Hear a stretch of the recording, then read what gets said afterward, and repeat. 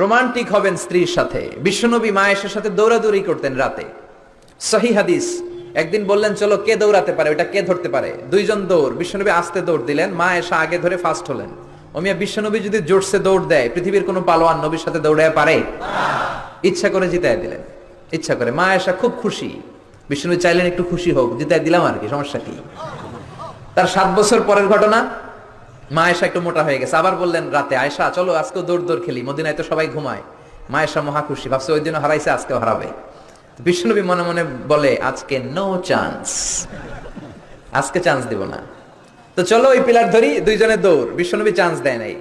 সাহাবারা বলতেন বিশ্বনবী যদি ঘোড়া হাঁকাতেন, জোরে ঘোড়া হাঁকালে 1-2 মিনিটের ব্যবধানে সাহাবারা বলতেন আমাদের ঘোড়াগুলো পিছনে থাকতো, সামনে দেখতাম আমরা শুধু ধোঁয়া আর ধোঁয়া।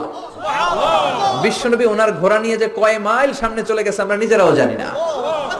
কি পালোয়ান! মক্কার সবচেয়ে বড় কুস্তি